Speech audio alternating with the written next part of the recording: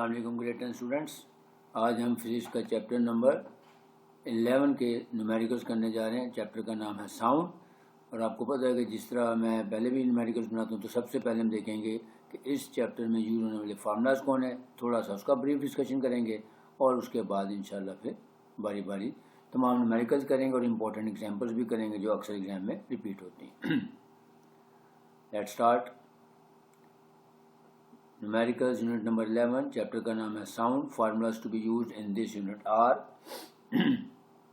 L minus L not is equal to 10 times log of I over I not D B. इसका क्या मतलब है? L minus L not जो है वो हमारा इंटेंसिटी लेवल ऑफ साउंड कहलाता है और इसको हम डेसिबल्स लेवल भी कहते हैं। ठीक है, तो L माइनस एल नॉट का मतलब है डेसिबल्स लेवल या intensity level of sound. 10 times log of I over I not. अब इसमें आई और आई नॉट दो चीज़ें हैं। आई जो है वो हमारे पास अननोन इंटेंसिटी ऑफ साउंड होती है, यानी अगर हमें इंटेंसिटी का ना पता हो तो उसको हम कैपिटल आई से डिनोट करेंगे। और जो आई नॉट है ये हमारी फिक्स्ड वैल्यू होती है, इसको हम कहते हैं नॉन इंटेंसिटी ऑफ साउंड या फेंटेस्ट इंटेंसिटी ऑफ साउंड। और इसकी वैल्यू फिक्स होती है, वो होती है 10⁻⁻12 वॉट पर स्क्वायर मीटर। यानी आई नॉट की वैल्यू वो फिक्स्ड है, ये आपने याद रखनी है। तो जब भी हम न्यूमेरिकल करेंगे तो जहाँ कहीं आई नॉट की वैल्यू आएगी वहाँ पे हम ये वैल्यू इसको पुट कर देंगे। इसका मतलब क्या होता है? फेंटेस्ट इंटेंसिटी ऑफ साउंड का मतलब है कि हमारा कान जो है वो जो हल्की से हल्की आवाज़ सुन सकता है उसकी वैल्यू अप्रॉक्सीमेटली इतनी होती है। नेक्स्ट, आगे वही वाले फार्मूले जो हमने चैप्टर 10 में पढ़े थे कि फ्रीक्वेंसी निकालनी होगी तो number of waves divided by time यानी n/t। इसी तरह टाइम और टाइम पीरियड और फ्रीक्वेंसी एक दूसरे का रेसिप्रोकल होते हैं, ये भी हम चैप्टर 10 में पढ़ चुके हैं। फिर वेव इक्वेशन है v is equal to F lambda, जहाँ पे v यानी स्पीड को शो कर रही है और वेलोसिटी को इन मीटर पर सेकेंड, और लैम्डा हमारा वेवलेंथ इन मीटर होती है। और फिर s is equal to we t, यानी ये s is equal to we t जो है डिस्टेंस को शो कर रहा है। वेव इक्वेशन ऊपर वाली थी, v is equal to F lambda, ये वेव इक्वेशन है, यहाँ पे गलती से लिखा गया। ये s is equal to we t वही, ये डिस्टेंस वाला फार्मूला। और फिर नई चीज़ इसमें क्या आएगी जो चैप्टर 10 से डिफरेंट है, वो है एको टाइम या इको टाइम। एको टाइम का मतलब क्या होता है कि जब हम किसी खुली जगह पे आवाज़ निकालते हैं तो साउंड जो है वो वापस आती है, रिपीट होती है, जिसको हम उर्दू में कहते हैं गूंजती है आवाज़। तो जब भी हमने इको टाइम निकालना होगा तो जो हमारा स्टैंडर्ड टाइम यानी स्मॉल टी की वैल्यू होगी उसका हाफ ले लेंगे तो हमारा इको टाइम बन जाएगा। और फिर उसके बाद हम उसकी डेप्थ या जो डिस्टेंस वगैरह, यानी ये भी मैंने लिख दिया कि जहाँ कहीं भी एको टाइम वाला क्वेश्चन आ जाएगा वहाँ पे अगर हमें डिस्टेंस फाइंड करना हो या डेप्थ फाइंड करनी हो या हाइट फाइंड करनी हो, इन सब के लिए हम एक ही सिंबल यूज़ करेंगे और वो होगा कैपिटल एस। यानी डेप्थ के लिए, डिस्टेंस के लिए और हाइट के लिए एक ही सिंबल यूज़ करेंगे, कैपिटल एस। नाउ पहले सबसे इम्पोर्टेंट एग्जाम्पल करते हैं। Find the intensity levels of faintest Audible sound and rustling of leaves. ये एग्जाम्पल है, ये अक्सर पेपर में भी आ जाती है। और दूसरी बात ये है कि ये MCQs में भी यूज़ होता है कि आपको ये पता होना चाहिए कि जो फेंटेस्ट ऑडिबल साउंड जो है, जिसकी वैल्यू भी मैंने पीछे बताई भी थी कि फिक्स्ड वैल्यू होती है कि 10⁻⁻12 वॉट पर स्क्वायर मीटर, वो कैसे कैलकुलेट होती है। और फिर रसलिंग ऑफ लीव्स, इसकी कैलकुलेशन हम कैसे करेंगे, यानी इसकी इंटेंसिटी कैसे निकालेंगे। सबसे पहले देखेंगे as we know that for faintest audible intensity level, यानी आई की वैल्यू आई नॉट के इक्वल होती है। यानी जब भी हमारी जो फेंटेस्ट ऑडिबल साउंड है वो मैंने कहा आई नॉट की वैल्यू फिक्स्ड है, लेकिन जब हम ऑडिबल इंटेंसिटी लेवल निकालेंगे यानी फेंटेस्ट ऑडिबल इंटेंसिटी लेवल निकालेंगे तो आई और आई नॉट दोनों को इक्वल पुट कर देंगे, यानी ये अजम्पशन के तहत चलेंगे तो हमारा काम आसान हो जाएगा। अब हम डेसिबल लेवल का फार्मूला लिख लेते हैं। L minus L not is equal to 10 times log I over I not. अब आई भी हमारे पास 10⁻⁻12 है और आई नॉट भी वही है, दोनों की वैल्यू पुट कर देंगे। L माइनस एल नॉट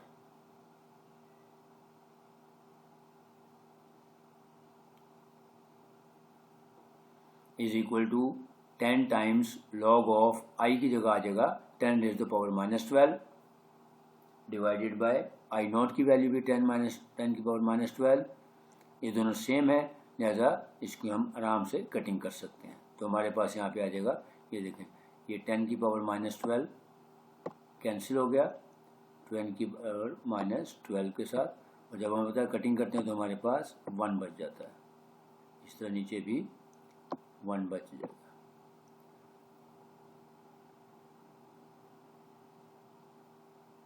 थोड़ा सा और एक्सटेंड कर देता, ठीक है। अब इसका मतलब ये कैंसिल हो गया। अब हमारे पास आ गया 10 times log of I, sorry log of 1, और log ऑफ 1 की वैल्यू हमेशा 0 होती है, तब वो वैल्यू पुट कर देते हैं। So 10 times log of 1 is equal to 0, so 10 times 0 is equal to 0 decibels. अब यहाँ से आपका एक MCQ भी तैयार हो गया कि जब भी पूछा जाए कि फेंटेस्ट ऑडिबल साउंड की इंटेंसिटी लेवल क्या होती है, तो आपको पता लग गया कि वो 0 डेसिबल्स होती है।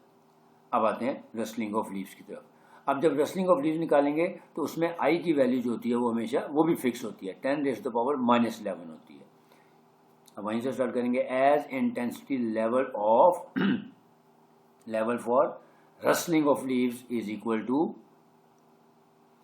10 raise to the power -11, 10 raise to the power -11 watt per square metre. ये आपने ये भी वैल्यू याद है, यानी रसलिंग ऑफ लीव्स की वैल्यू भी फिक्स्ड होती है, approximate value 10 raise to the power -11 watt per square metre होती है।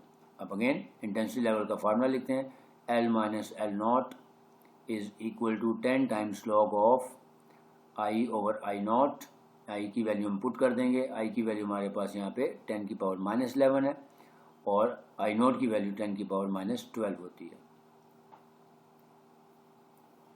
ठीक हो गया। अब देखें, अब इसको सॉल्व करने का तरीका जो लॉज ऑफ लॉगरिथम है हम उसकी मदद से सॉल्व करेंगे। सबसे पहले देखें ये 10 की पावर -11 है, ये एज इट इज आ गया।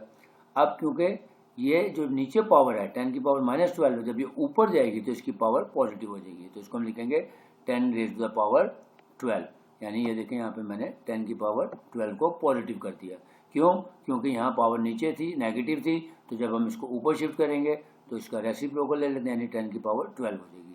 इसकी वजह क्या की है, ताकि अब दोनों की बेस सेम होगी, पावर्स को हम आराम से ऐड कर सकते हैं, यानी 10 - 11 कर देंगे तो 10 की पावर 1 या 10 बच जाएगा, तो हमारे पास आ जाएगा 10 log इंटू 1 या 10 की पावर 1, तो इसका मतलब log ऑफ 10 होता है। log ऑफ 10 की वैल्यू हमेशा 1 होती है, कैलकुलेटर से भी हम निकाल सकते हैं, तो 10 1s are 10 यानी 10 डेसिबल्स। इसका मतलब अब यहाँ से आपको दो चीज़ों का पता लग गया कि faintest intensity of audible sound is 0 decibels, and whereas rustling of leaves होती है वो 10 डेसिबल्स होती है। हमने इसका प्रूव भी करके देख लिया, और ये एग्जाम्पल अक्सर एग्जाम में आ भी जाती है, इसलिए मैंने आपको करवा दी। अब चलते हैं न्यूमेरिकल प्रॉब्लम्स की तरफ। पहले रिजल्ट देख लेते हैं। Hence the faintest intensity is 0 decibels and that of rustling of leaves is 10 decibels. Question number 1. A normal conversation involves sound intensities of about 3 times 10 to the power 4 watt per square meter. What is the decibel level? Decibel level या intensity level दोनों के लिए मैंने कहा एक ही formula use होता है, L - L not. What is the intensity of sound for 100 decibels? यानी इसमें दो चीज़ें पूछी हैं। एक तो उसने पूछा है what is the decibel level, यानी intensity level पूछा है, कब? जब हमारे पास I की वैल्यू गिवन थी।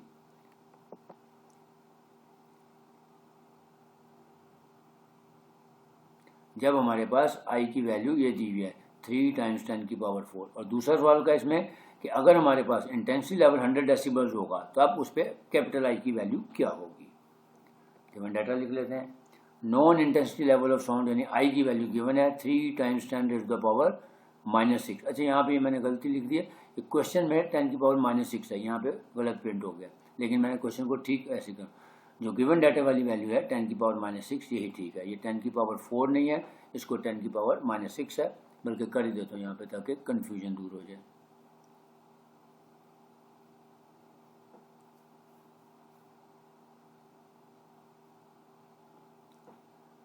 यहाँ पे ये वैल्यू 10 की पावर 4 नहीं है, बल्कि 10 की पावर -6 है।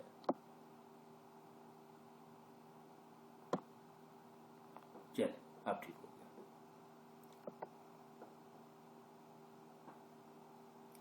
अब गिवन डाटा हम लिख लेते हैं, अपना कंप्लीट कर लेते हैं कि नॉन इंटेंसिटी लेवल आ गया 3 टाइम्स 10 की power -6 WM-2 faintest intensity of sound ये हमने पढ़ लिया कि 10 की पावर -12 होती है।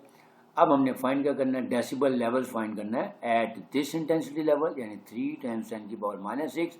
और दूसरा पार्ट में हमने क्या फाइंड करना है कि intensity of sound he find करनी है, यानी कैपिटल आई फाइंड करना है कितने, जब डेसिबल लेवल हमारे पास 100 dB हो या 100 डेसिबल्स हो। यानी पहले सवाल में पहले पार्ट में हमने इंटेंसिटी लेवल फाइंड करना है at the value of I this one यानी 3 टाइम्स 10 की पावर -6। और दूसरे में अगर हमारा डेसिबल लेवल यानी वो अगर 100 dB हो तो उसके ऊपर हमने इंटेंसिटी ऑफ साउंड फाइंड करनी है। फार्मूला दोनों में एक ही लगेगा। Using formula L minus L naught is equal to 10 times log of I over I naught। ठीक हो गया। अब हमने वैल्यूज पुट करनी है इनटू डेसिबल यानी इसका यूनिट भी साथ लिखा। अब हम जब इसकी वैल्यूज पुट करेंगे तो देखें पहले पार्ट के लिए ये I की जगह हमारे पास 3 मल्टीप्लाइड बाय 10 की पावर -6 आ जाएगा और I नॉट की जगह हम 10 की पावर -12 पुट कर देंगे। So L minus L not is equal to 10 पहले फार्मूले का आ गया, फिर लॉग ऑफ अब I की जगह हमने वैल्यू पुट कर दी 3 इंटू ये 3 times 10 raise to the power -6 divided by 10 raise to the power -12। अब देखें जो असूल है वो यही है कि इस 10 की पावर -12 को जब मैं ऊपर ले जाऊंगा, क्योंकि जब भी आ जाएगा तो हमने लॉग के लॉज लगाने हैं, ये दो मल्टीप्लाई हैं यानी ये दोनों ऐड हो जाएंगे और पहले हम इसको भी ऊपर ले जाएंगे ताकि इसकी पावर पॉजिटिव हो जाए। तो हम इसको लिखेंगे लॉग ऑफ 3 टाइम्स 10 की पावर -6 मल्टीप्लाई बाय 10 की पावर पॉजिटिव 12 कर लेंगे। पहले हम इसको लॉ ऑफ लॉगरिथम की मदद से पहले इसको सिंप्लीफाई करेंगे। तो असूल क्या है, पहले हमने इसके एक्सपोनेंट को पॉजिटिव करना है यानी 3 मल्टीप्लाई बाय 10 की पावर -6 ऐसे आ गया और ये 10 की पावर -12 है, जब ये ऊपर जाएगा तो 10 की पावर पॉजिटिव 12 हो जाएगा। अब देखें दोनों की बेस सेम है तो 12 और -6 को जब हम ऐड करेंगे तो 10 की पावर 6 बच जाएगा, यानी इस 12 में से इस -6 को माइनस कर देंगे तो 10 की पावर 12 आ जाएगा, which is equal to 10 times log of 3 multiplied by 10 की पावर 6 आ गया, क्योंकि दोनों की बेस सेम थी, पावर्स को मैंने ऐड कर दिया। अब आपको पता है कि लॉ ऑफ लॉगरिथम की वजह से हम इसको सॉल्व करेंगे, क्योंकि दोनों मल्टीप्लाई हो रहे हैं और यहाँ पे एक्सपोनेंट रूल लगेगा यानी 6 टाइम्स लॉग 10 हो जाएगा और ये हो जाएगा लॉग ऑफ 3। तो ये लिखें 10 यानी ये वाला 10 पहले बाहर आ गया। फिर जब हमने लॉग का रूल अप्लाई किया, क्योंकि बीच में मल्टीप्लाई का साइन है लिहाजा ये ऐड होंगे, तो log of 3 plus log of 10 की पावर 6 और फिर इस पर एक्सपोनेंट रूल लगेगा यानी 6 टाइम्स लॉग ऑफ 10 हो जाएगा। अब लॉग ऑफ 3 की वैल्यू कैलकुलेटर से निकाल लें और लॉग ऑफ 10 की वैल्यू निकाल लें और उसके बाद वैल्यूज पुट कर देते हैं। सो 10 इंटू लॉग ऑफ 3 की वैल्यू आ गई 0.4771 प्लस 6 इंटू लॉग ऑफ 10 की वैल्यू आ गई 1। अब इसको सिंप्लीफाई कर लें तो ये हो जाएगा 10 टाइम्स, पहले इन दोनों को ऐड कर लें 6 प्लस 0.4771 बन जाएगा 6.4771। अब इसको 10 से जब मल्टीप्लाई किया तो हमारे पास आंसर आ गया 64.771 डेसिबल्स। ये इसका पार्ट 1 हो गया। अब पार्ट नंबर 2 में हम क्या करेंगे, अब हम 100 डेसिबल्स यानी डेसिबल जो इंटेंसिटी लेवल है उसकी जगह 100 की वैल्यू पुट कर देंगे। पहले फॉर्मूला लिख लेते हैं L minus L not is equal to 10 times log of I over I not. अब यहाँ पे इंटेंसिटी लेवल जो हमारे पास दिया हुआ था 100 डेसिबल्स, वो यहाँ पे इसकी जगह 100 आ जाएगा और ये 10 एज इट इज रहेगा और यहाँ पे I हमने फाइंड करना है, ये अननोन रखेंगे और I नॉट की वैल्यू 10 की पावर -12 पुट कर देते हैं। सो देखें L माइनस L नॉट 100 आ गया, 10 फार्मूले का था, लॉग I ऐसे ही आ गया और I नॉट की बजाय 10 की पावर -12 आ गया। अब इसको सिंप्लीफाई करने का भी आसान तरीका होना चाहिए। सबसे पहले देखें ये 10 इधर मल्टीप्लाई हो रहा है, इसको लाके इधर नीचे डिवाइड कर दें ताकि इस 10 का किस्सा ही ख़त्म कर दें। तो 100 डिवाइडेड बाई 10 कर देंगे, तो 100 divided by 10 is equal to log of, अब इसको वही आप 10 की पावर -12 को ऊपर ले जाएं ताकि वो पॉजिटिव हो जाए, तो ये आ जाएगा log of I multiply by 10 की पावर 12 पॉजिटिव हो गया। अब देखें यहाँ पे इसकी कटिंग कर दें, 10 से 100 को डिवाइड करेंगे, 100 को 10 से डिवाइड करेंगे तो आंसर आ जाएगा हमारे पास 10। So 10 is equal to log of I plus 10 times log of 12, यानी लॉ ऑफ लॉगरिथम अप्लाई किया।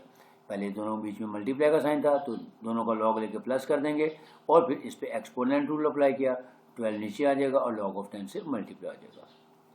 अब वैल्यूज पुट कर देते हैं, log i as it is आ गया। अब 12 इंटू log ऑफ 10 1 होता है, तो ये हमारे पास आ जाएगी वैल्यू। अब यहाँ पे देखें 12 इधर पॉजिटिव हो रहा है, इसको लाके दूसरी तरफ नेगेटिव कर दें, यानी इस 12 को उठा के जब मैं इधर ले जाऊँगा तो यहाँ आगे माइनस हो जाएगा, तो ये जगह 10 minus 12 is equal to log of i। So log of i is equal to -2 आ गया। अब आपको ये भी पता है कि किसी चीज़ का लॉग ख़त्म करना हो तो उसके लिए क्या करते हैं, एंटी लॉग लेते हैं। तो लिखेंगे taking anti log on both sides. अब इसका लॉग लेंगे, इसका एंटी लॉग लें और -2 का भी एंटी लॉग ले लेते हैं। अब आपको ये भी पता है कि एंटी लॉग लेने का मकसद क्या होता है, लॉग को ख़त्म करना। तो जब भी एंटी लॉग लेंगे तो जो लॉग है, लॉग और एंटी लॉग एक दूसरे को कैंसिल आउट कर देते हैं, यानी अब ये एंटी लॉग और ये अंदर वाला लॉग एक दूसरे को कैंसिल आउट कर देंगे और हमारे पास वैल्यू आ जाएगी i is equal to antilog of -2।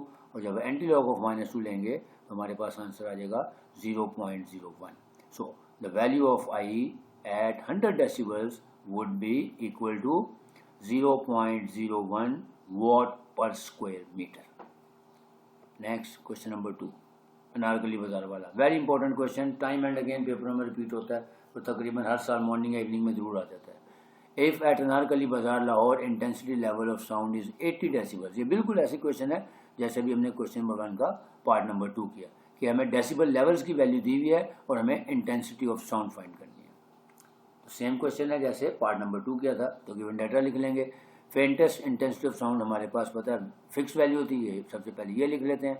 अब डेसिबल लेवल हमें दिया हुआ है 80 dB, ये लिख लें और हमने इंटेंसिटी ऑफ साउंड यानी इंटेंसिटी लेवल आई फाइंड करना है। फार्मूला लिखें L minus L not is equal to 10 times log i over I not dB।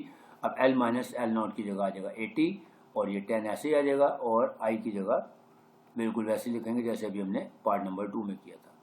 10 times log i capital ऐसे आएगा और i नॉट की वैल्यू आ गई 10 की पावर -12। अब अगेन इस 10 को पहले हम जो यहाँ मल्टीप्लाई हो रहा है इसको उठा के इधर ले आएंगे राइट हैंड साइड पे, तो यहाँ पे ये मल्टीप्लाई हो रहा है, जब ये इधर आएगा तो यहाँ लाके इसको इसके नीचे डिवाइड कर देंगे। So 80 over 10 is equal to log of, अब पावर 12 की पावर माइनस है उसको ऊपर ले जाएंगे तो i मल्टीप्लाई बाय 10 की पावर पॉजिटिव 12 बन जाएगी। अब अगेन 80 को 10 पे डिवाइड करेंगे तो हमारे पास आ जाएगा आंसर 8 इज इक्वल टू, अब रूल लगाएं log of i plus 12 times log of 10 और log ऑफ 10 की वैल्यू 1 होती है तो log i प्लस 12 इंटू 1 ये 12 हो जाएगा। अब इस 12 को उठा के अगेन वैसे ही करें जैसे मैंने पहले बताया था कि इस 12 को उठा के लेफ्ट हैंड साइड पे लेंगे, जब ये लेफ्ट हैंड साइड पे आएगा तो यहाँ के माइनस हो जाएगा। So 8 minus 12 is equal to log of i, hence log of i is equal to -4. अब taking anti log on both sides, बिल्कुल वैसे जैसे पिछले सवाल में पार्ट नंबर 2 में किया था। अब ये जो एंटी लॉग है लॉग को कैंसिल कर देगा, यानी ये लॉग और ये एंटी लॉग एक दूसरे को कैंसिल आउट कर देंगे। So i is equal to 10 raised to the power -4 watt per square meter. Next question number 3. At a particular temperature, the speed of sound in the air is 330 meter per second, यानी हमें v की value given है। The wavelength of a note is 5 centimeter, यानी wavelength भी दी हुई है। Calculate the frequency of sound. अच्छा अब एक बात याद रखनी, जो पहले दो सवाल थे उनका ताल्लुक intensity of sound intensity level से था, लेकिन अब उसके बाद जो सारे क्वेश्चंस हैं अब इसमें वही जो चैप्टर नंबर 10 के क्वेश्चंस किए थे उससे रिलेटेड क्वेश्चन, यानी वही फॉर्मूले लगेंगे फ्रीक्वेंसी का और टाइम पीरियड का और एक दूसरे का रेसिप्रोकल के साथ और वेव इक्वेशन के साथ और S is equal to VT के फॉर्मूले से। Calculate the frequency of sound wave, यानी फ्रीक्वेंसी फाइंड करनी है। Is this frequency in the audible range of human ear, आगे इसका जवाब बताना, ये थ्योरेटिकल क्वेश्चन है। गिवन डाटा लिख लेते हैं पहले।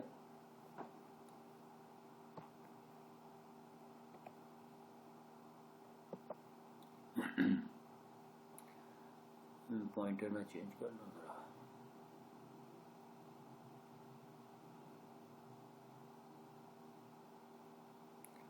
सबसे पहले हमने देख लिया कि स्पीड ऑफ साउंड हमें की हुई है 330 metre per second. Wavelength of the note दी हुई है 5 सेंटीमीटर, इसको मीटर में कन्वर्ट कर लेते हैं, 100 पे डिवाइड किया तो आ गया 0.05 मीटर आ गई, वेवलेंथ आ गई। अब फाइंड क्या करना है हमने, फ्रीक्वेंसी। फ्रीक्वेंसी का फार्मूला वही होगा n/t, यानी number of waves divided by time, और using formula wave equation v is equal to F lambda. अच्छा, इसमें दो चीज़ें पूछी हैं।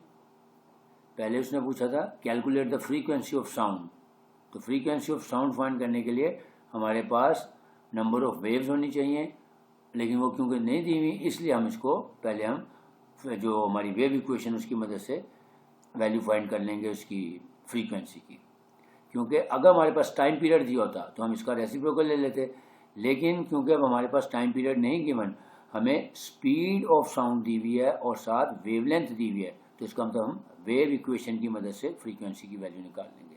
अब ये 0.05 यहाँ मल्टीप्लाई हो रहा है, इधर आके डिवाइड हो जाएगा। So f is equal to 330 divided by 0.05 which is equal to 6600 hertz. तो इसको साइंटिफिक नोटेशन में लिख लें, यानी देखें 6.6 और ये देखें 1 2 3 पेसेस बैकवर्ड गए हैं, तो 6.6 टाइम्स 10 की पावर 3 हर्ट्ज आ जाएगी, फ्रीक्वेंसी आ जाएगी। अब दूसरी चीज़ हमने क्या फाइंड करनी है इसमें, and the frequency of sound wave is 6.6 times 10 की पावर। अच्छा, दूसरा उसने ये सब पूछा था कि क्या ये Audible range of human year है, इसका मतलब मैंने आंसर नहीं लिखा, लेकिन इसका मतलब है कि yes it is in the range of. क्यों? क्योंकि जो इसकी वैल्यू है, आपको पता है ना, फेंटेस्ट इंटेंसिटी वो 10 की पावर -12 तक आती है, तो वो तो काफ़ी कम तक हम सुन सकते हैं। तो ये देखें 10 की पावर +3 है, लिहाजा ये उससे बड़ी ही वैल्यू है, लिहाजा हम कह सकते हैं कि yes it is in the audible range of human year, क्योंकि ह्यूमन ईयर जो है वो इससे कहीं छोटी आवाज़ को भी सुन सकता है, तो ये तो काफ़ी हैवी वैल्यू है। तो हम इसका आंसर लिखेंगे yes human can hear this type of frequency. Question number 4.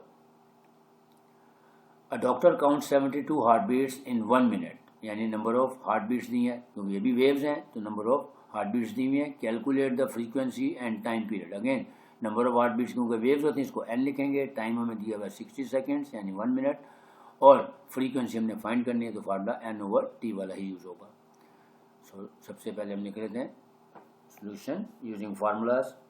f is equal to frequency का फार्मूला वही number of waves divided by time, यानी small n over small t।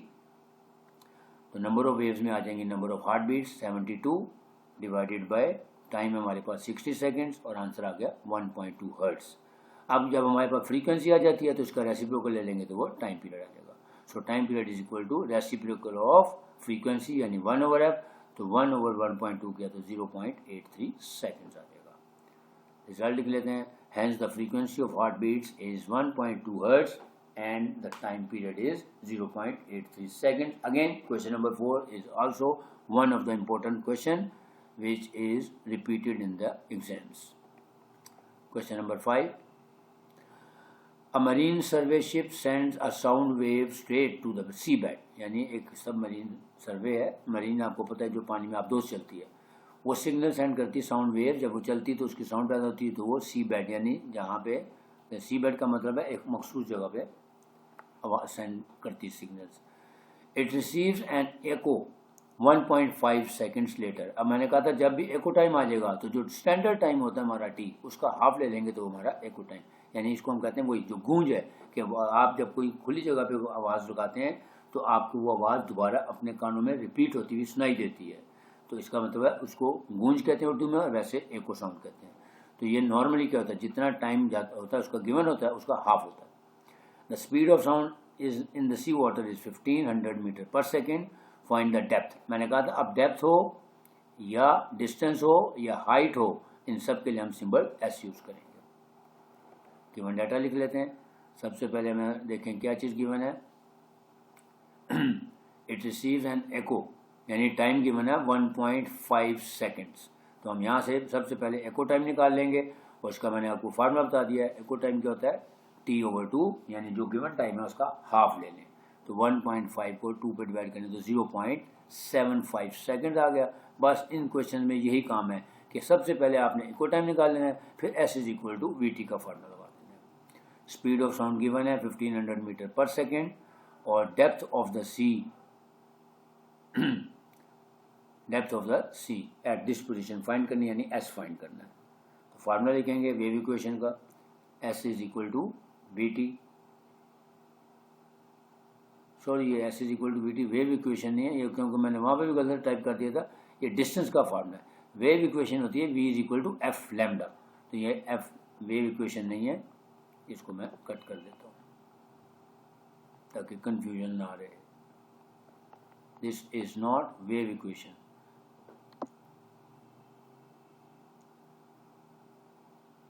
ये वेव इक्वेशन नहीं है, इसको हम कहते हैं स्पीड यानी डिस्टेंस का formula S is equal to VT। तो जब इसमें वैल्यूज पुट कर देंगे 1500 टाइम्स 0.75 किया तो 1125 मीटर आंसर आ जाएगा। Hence the depth of the sea is 1125 metre. Next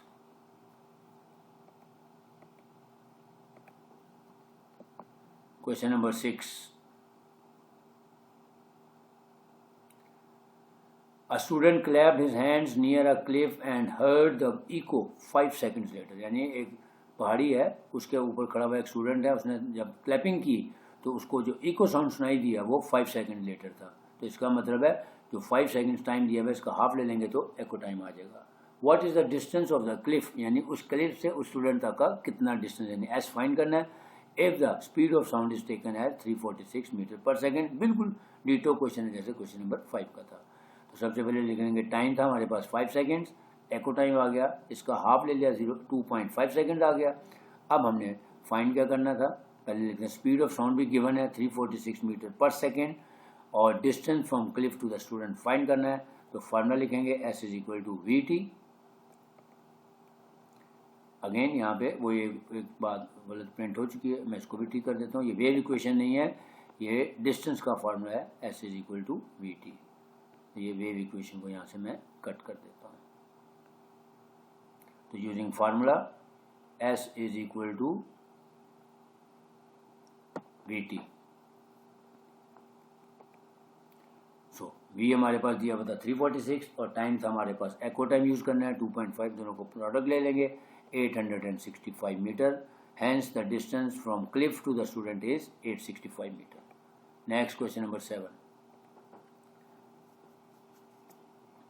question number 7 क्या है जी? A ship sends ultrasound waves, ये अल्ट्रासाउंड सिग्नल, ये अल्ट्रासाउंड साउंड प्रोड्यूस करता है।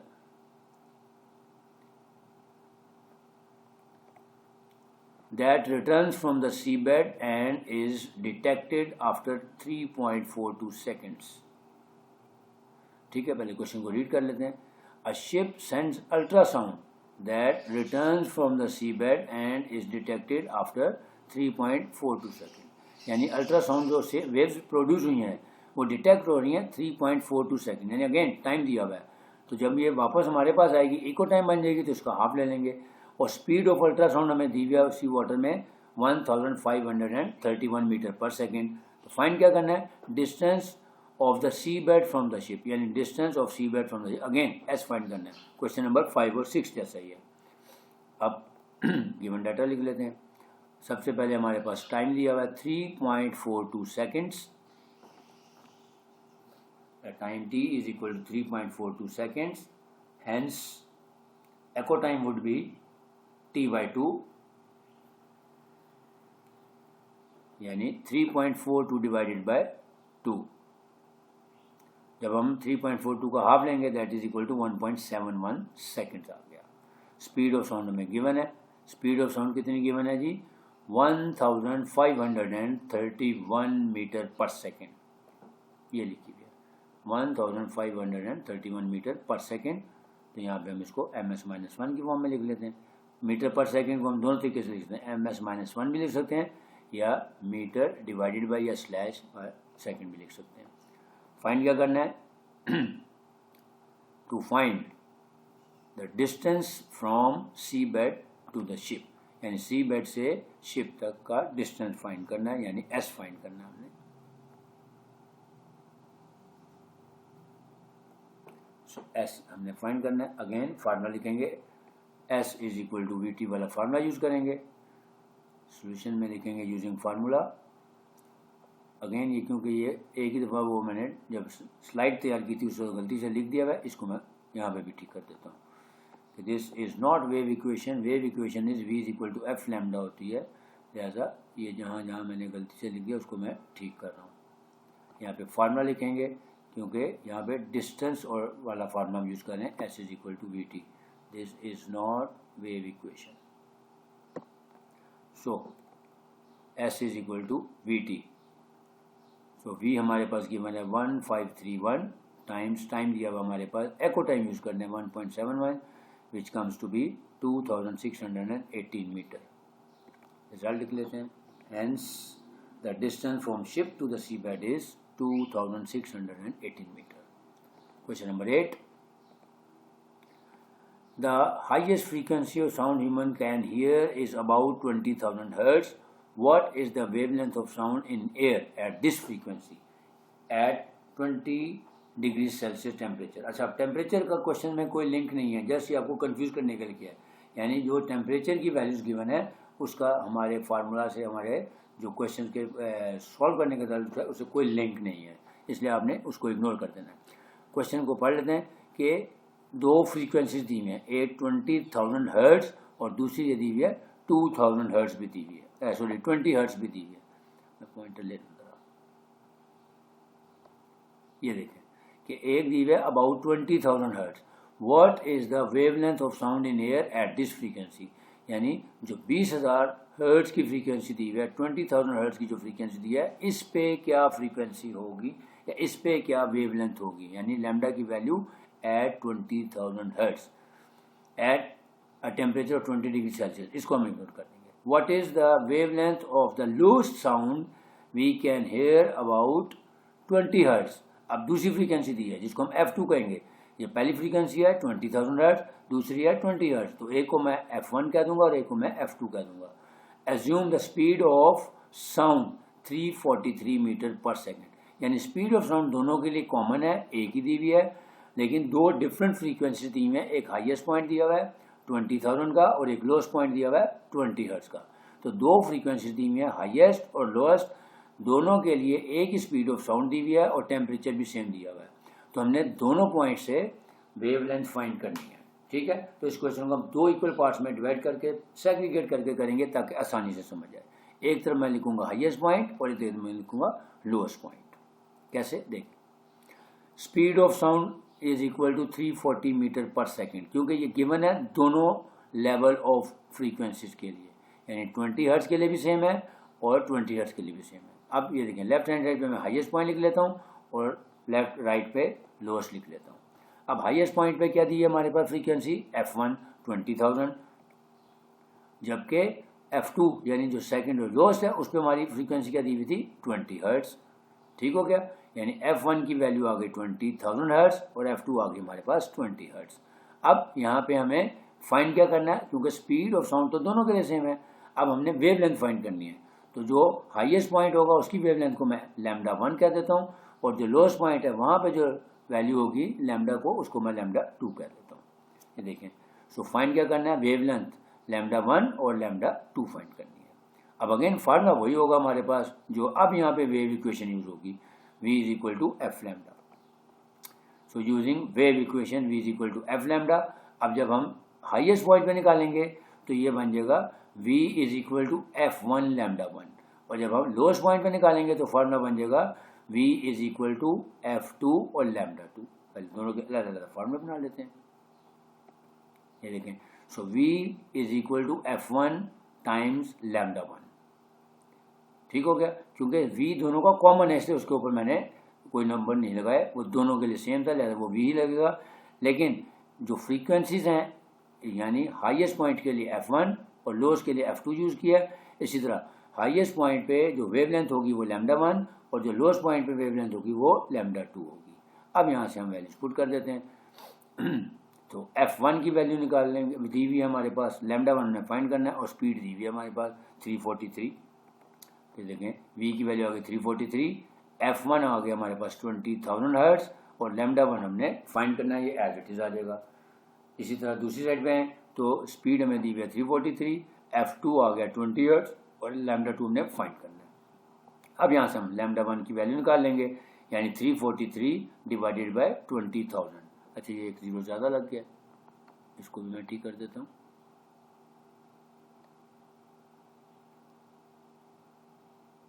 ये एक ज़ीरो ज़्यादा लग गया था, ये ज़ीरो नहीं है। तो 20,000 यानी 343 डिवाइडेड बाय 20,000 कर देंगे। So lambda 1 is equal to 343 divided by 20,000 और इधर आ जाएगी लैम्डा 2 की वैल्यू आ जाएगी 343 डिवाइडेड बाय 20, क्योंकि यहाँ 20 मल्टीप्लाई होता है, इधर आके डिवाइड हो जाएगा। इस तरह यहाँ पे 20,000 मल्टीप्लाई हो रहा था, इधर आके डिवाइड हो जाएगा। अब यहाँ से हम कैलकुलेटर यूज करके यहाँ से निकाल लेते हैं। So lambda 1 is equal to 0.017 metre और साइंटिफिक नोटेशन में लिखें तो उसको 1.7 टाइम्स 10 की पावर माइनस 2। सिमिलरली यहाँ पे हमारी वैल्यू आ जाएगी 343 डिवाइडेड बाय 20 करेंगे तो 17.1 मीटर आ जाएगी।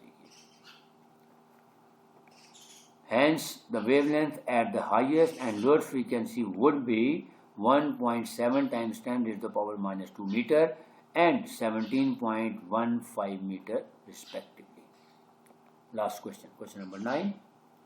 A sound wave has a frequency of 2 kilohertz. अब किलो का मतलब है 10 की power 3 and wavelength is 35 centimeter. इसको 100 करके मीटर में कन्वर्ट कर लेंगे। How long will it take to travel 1.5 kilometre, यानी ये डिस्टेंस हमें दिया हुआ है। तो आसान सवाल है, गिवन डाटा लिख लें, फ्रीक्वेंसी दी हुई है 2 किलो हर्ट्ज, तो किलो की जगह हमने उसका प्रीफिक्स यूज कर लेना है। प्रीफिक्स यानी किलो का मतलब होता है 10 की पावर 3, लिहाजा ये देखें किलो की जगह मैंने उसकी वैल्यू पुट कर दी 10 की पावर 3। फिर वेवलेंथ दी हुई 35 सेंटीमीटर, इसको 100 पे डिवाइड किया ताकि ये मीटर में कन्वर्ट हो, तो 0.35 मीटर आ गया। नेक्स्ट डिस्टेंस 1.5 किलोमीटर है, क्योंकि 1 किलोमीटर 1000 मीटर के इक्वल होता है, तो 1.5 टाइम्स 1000 किया तो 1500 मीटर्स आ गया।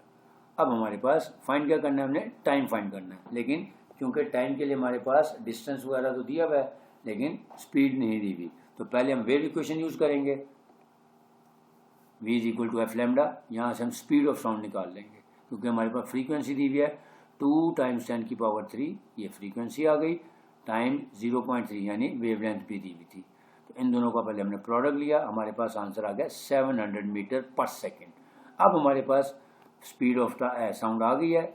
अब हम यहाँ से S is equal to we T का फार्मूला लगाएंगे और वहाँ से हम टाइम की वैल्यू निकाल लेंगे, यानी यहाँ पे एस ओवर वी हो जाएगा, क्योंकि ये भी यहाँ मल्टीप्लाई हो रहा है, इधर जाके डिवाइड हो जाएगा। So T is equal to S over V हो जाएगा। अब हम वैल्यू निकाल लेते हैं। So T is equal to S, यानी डिस्टेंस हमारे पास दिया हुआ था 1500 डिवाइडेड बाय, हमने स्पीड ऑफ साउंड अभी निकाली है वो 700 था, तो 1500 डिवाइडेड बाय 700 किया तो 2.14 सेकेंड्स हमारा आंसर आ गया। Hence the required time would be 2.14 seconds.